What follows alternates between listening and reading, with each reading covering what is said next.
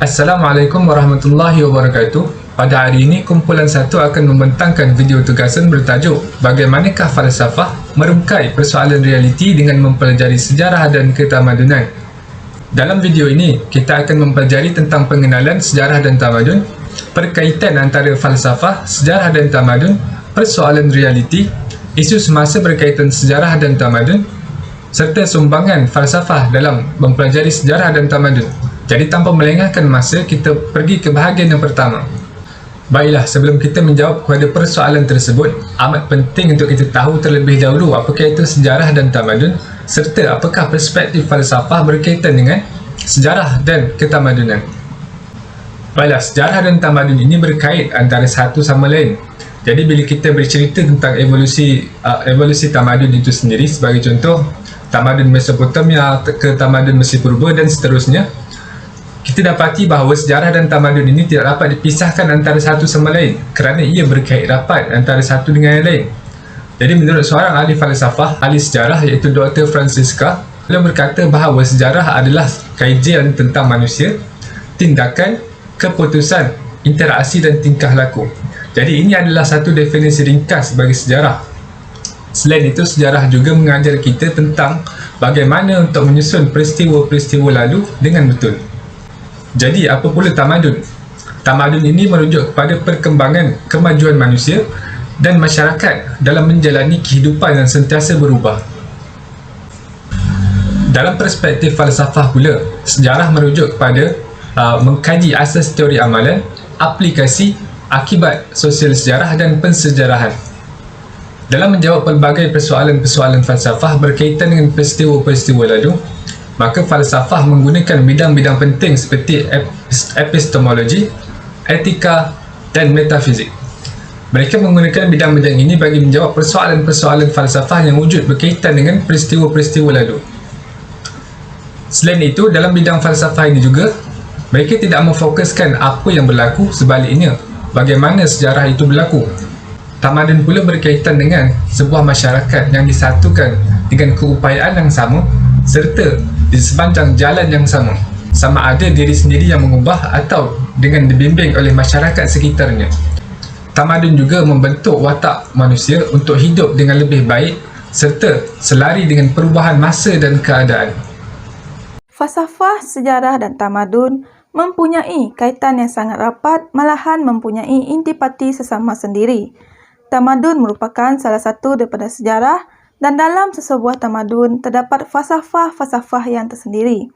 Sebagai contoh, pada zaman tamadun Cina, Confucius yang merupakan ahli falsafah pada ketika itu telah mengasaskan pengajaran Confucius yang merangkumi aspek falsafah, pendidikan, sosial dan politik.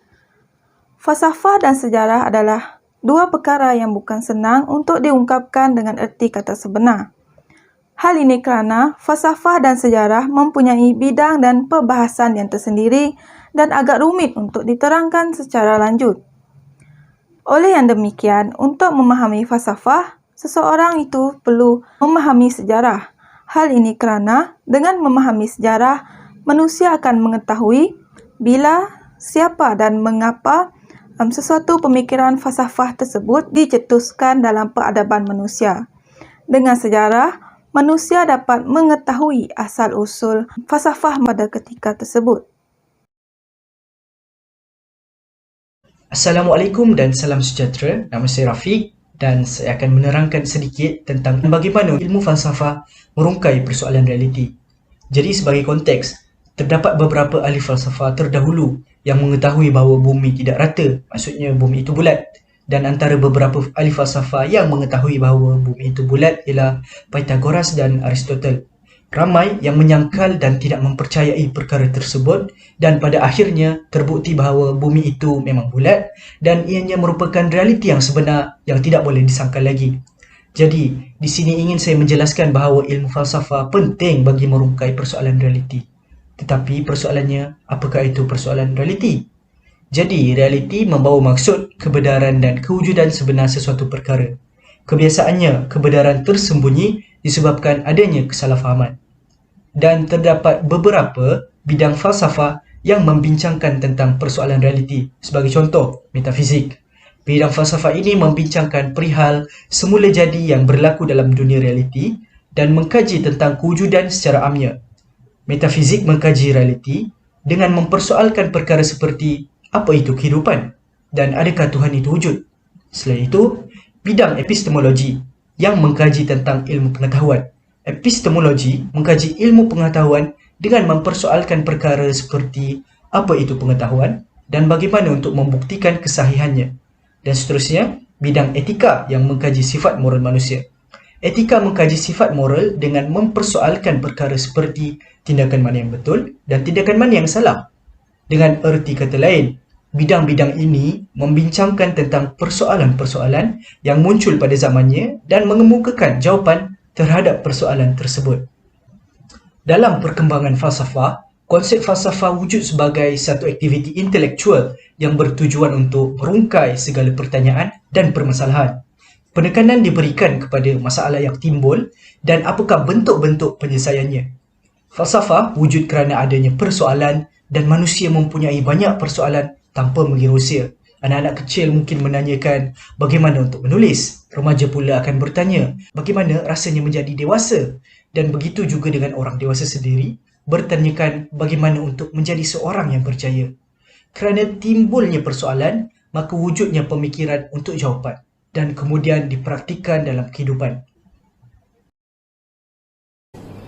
Terdapat dua fasa pemikiran, iaitu pemikiran sebelum Socrates dan kemudian pemikiran selepas Socrates. Jadi falsafah sebelum Socrates memberi fokus kepada alam fizikal di mana segala kejadian atau segala yang wujud itu difokuskan kepada alam lahir yang juga dikaitkan dengan alam dewa-dewi atau segala macam Tuhan yang misalnya dilakukan dalam syair pada suatu ketika masa dahulu. Dan kemudian fokus pemikiran tersebut berubah apabila tibanya zaman Socrates dan kemudian Plato juga Aristotle. Hari ini kita lihat kepada contoh daripada Plato dan Ibn Sina. Plato lebih memfokuskan kepada persoalan kehidupan, di mana dalam karya Plato iaitu The Republic, beliau memberi perhatian kepada rancangan dan strateginya untuk membentuk sebuah masyarakat dan negara yang terbaik, di mana ahli falsafah atau philosopher king dicalonkan sebagai pemimpin ideal. Untuk kehidupan bahagia, Plato yakin akan prinsipnya iaitu hanya pemimpin yang mampu membawa kesempurnaan dan kebahagiaan masyarakat. Ibn Sina pula banyak terlibat dalam pentadbiran di zamannya, telah mengambil pendekatan realistik untuk mencapai kehidupan yang baik. Ibn Sina menekankan kepentingan hidup beragama dan kepatuhan kepada undang-undang sebagai antara syarat untuk membentuk kehidupan yang bahagia. Bukunya Al-Shifa membawa idea dan semangat untuk mencapai kesempurnaan dalam kehidupan.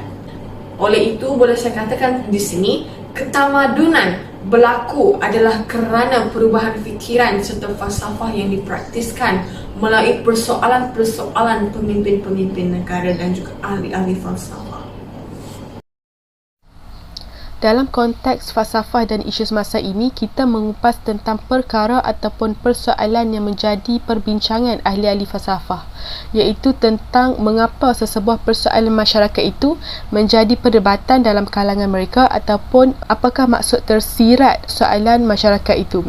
Yang keduanya berkaitan persoalan kepentingan falsafah dalam kehidupan masyarakat, iaitu untuk membuatkan masyarakat itu bersikap lebih kritis dan mencari tahu tentang sebab lakunya sesebuah kejadian. Dan yang terakhir merupakan soalan kepentingan ahli falsafah dalam kehidupan masyarakat, iaitu untuk mengimbangkan sikap-sikap manusia dan juga menyedarkan masyarakat tentang peranan ahli falsafah dalam kehidupan. isu semasa dan sejarah. Kita tahu bahawa falsafah dan masyarakat itu berkait rapat antara satu sama lain, di mana ahli-ahli falsafah sering membincangkan tentang persoalan isu semasa dan sejarah di dalam perdebatan ataupun perbincangan mereka, khususnya tentang masyarakat sesebuah negara, kerana masyarakat ini merangkumi semua aspek kehidupan manusia. Jadi ini menjelaskan tentang objektif yang tersirat dalam pengajaran ilmu falsafah, di mana ahli-ahli falsafah terdahulu sehinggalah ahli falsafah moden membincangkan masyarakat yang mana kita sendiri dapat lihat bukti-bukti yang sedia ada pada masa sekarang. Misalnya, mereka membincangkan tentang bagaimana manusia itu memperoleh ilmu dan juga bagaimana behavior sesebuah masyarakat itu membentuk satu fahaman baru ataupun satu falsafah baru. Selain itu, ahli falsafah turut membincangkan tentang mengapa pentingnya falsafah itu kepada sesebuah masyarakat ataupun sesebuah negara, di mana mereka mengatakan bahawa falsafah itu penting kerana untuk mengasah daya fikir masyarakat ataupun manusia supaya bersikap lebih kritis, yang mana lebih tajam dan juga bijak. Dalam setiap disiplin ilmu sudah menjadi kebiasaan ataupun kelaziman untuk mewujudkan persoalan tentang sebab berlakunya sesebuah kejadian yang terdapat di muka bumi ini. Jadi dari situlah wujudnya falsafah apabila manusia menggunakan akal fikiran mereka untuk berfikir atau menimbulkan tanda tanya tentang perkara-perkara yang menjadi keraguan mereka. Seperti yang dikongsi oleh Profesor Syed Farid Al-Atas, di mana beliau mengatakan bahawa masyarakat tanpa pemikir itu merupakan satu keadaan yang bahaya bagi sesebuah masyarakat. Tadi kita telah pun mengupas tentang kepentingan falsafah dalam masyarakat, jadi kita akan beralih arah kepada kepentingan ahli falsafah dalam sesebuah masyarakat.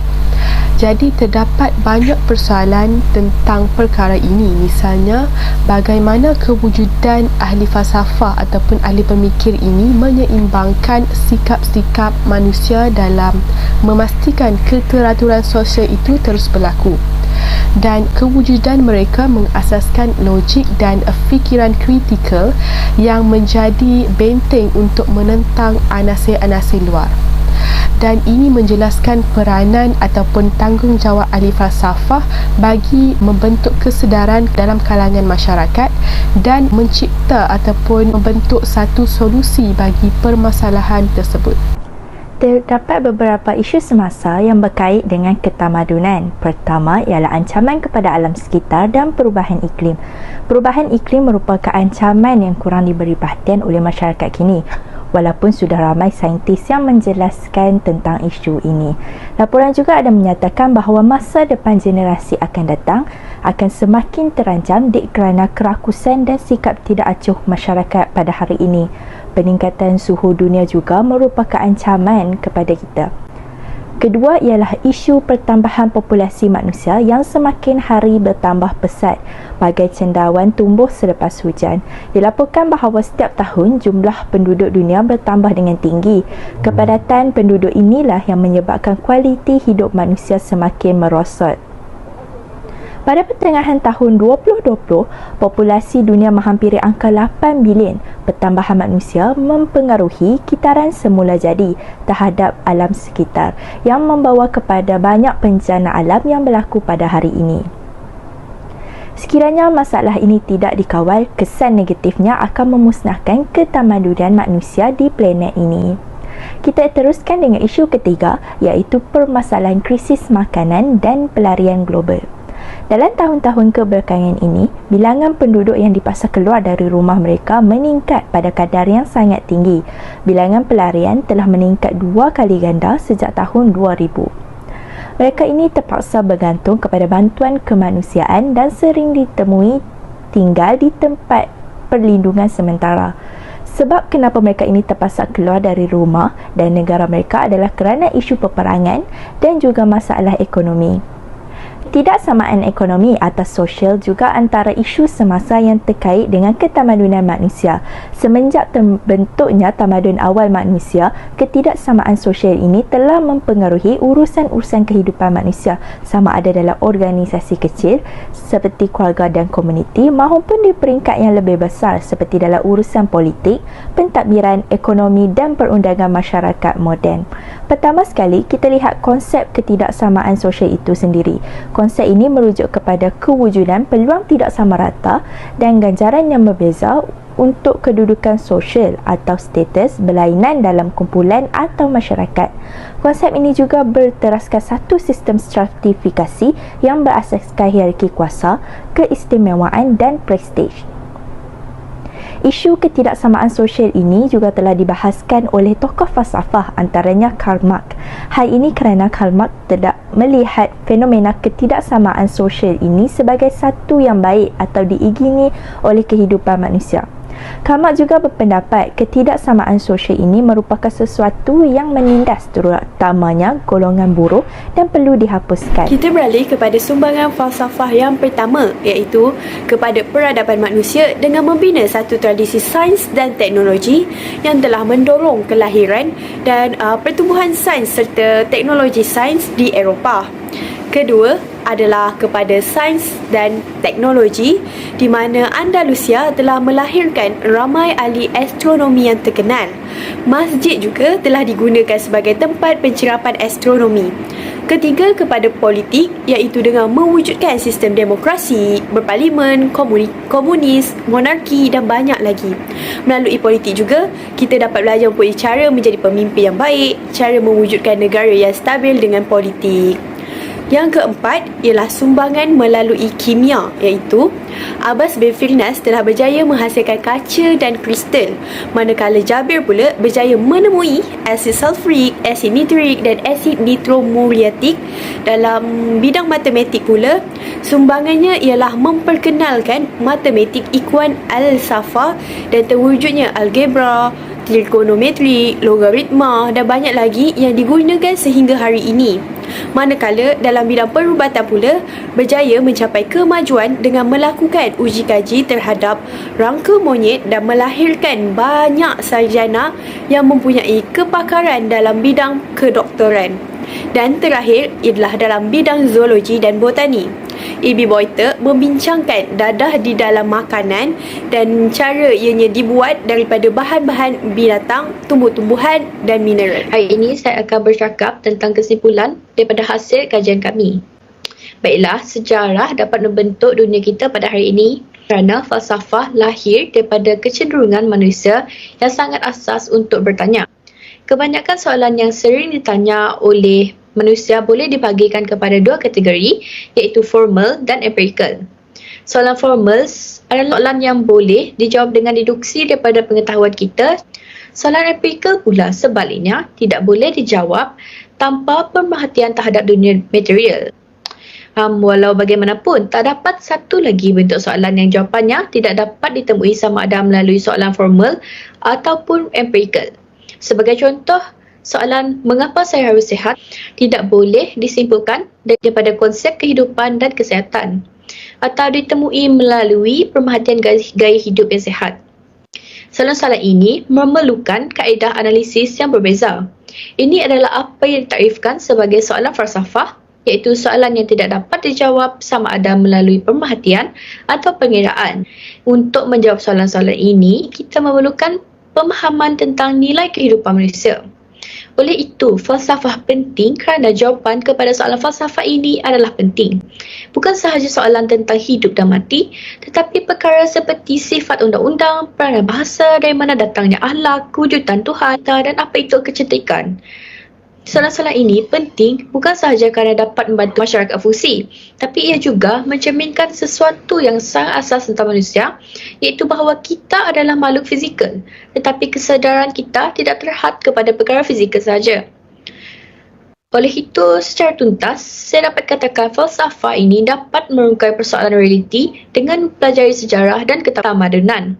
Kerana ahli falsafah telah menyumbang kepada penyelesaian masalah dengan mengenal pasti punca dan sumber masalah. Hasil daripada kepentingan yang ada dalam falsafah ialah falsafah boleh membawa kepada kebahagiaan, falsafah juga boleh mempengaruhi kehidupan kita. Baiklah, itu saja daripada saya. Terima kasih.